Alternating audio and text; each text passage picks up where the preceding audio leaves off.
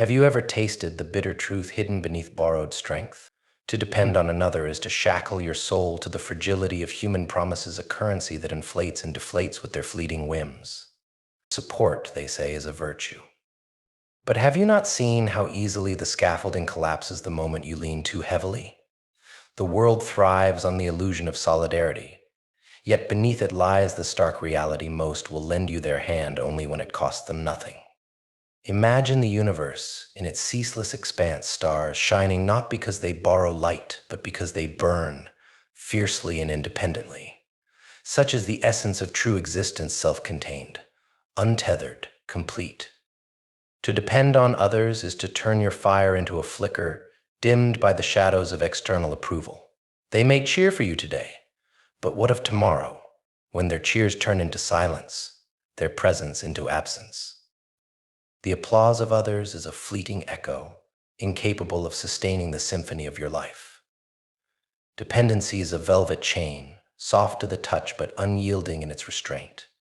It binds you in quiet submission, convincing you that your worth is measured by the strength of those who hold you up. But consider this: what is the value of a life lived at the mercy of others' support? Is it not akin to a bird that refuses to fly, content in a cage gilded with borrowed care? Strength, true and unassailable, is born in solitude.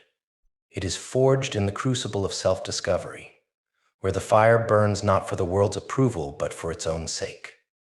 The one who stands alone stands eternal, immune to the fickleness of human favor. Like the ancient mountain that neither seeks nor shuns the storms, you too must learn to endure, unyielding and unbent. They will call you cold. They will label your independence as arrogance, your self-reliance as defiance. Let them. Their words are but autumn leaves, rustling briefly before they fall silent. Stand not to please, but to persist. Stand not for their acceptance, but for your own truth.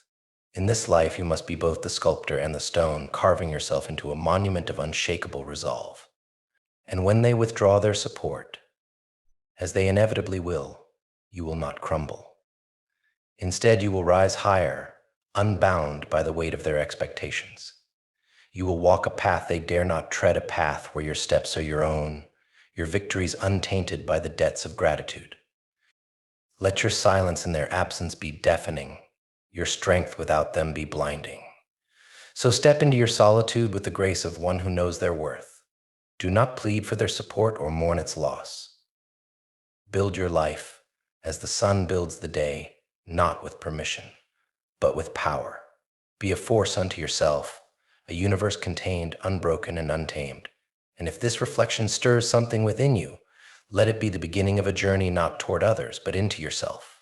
Rise, subscribe to this philosophy of strength, and light the way for those still lost in dependency. Stand alone, for in solitude lies the ultimate freedom.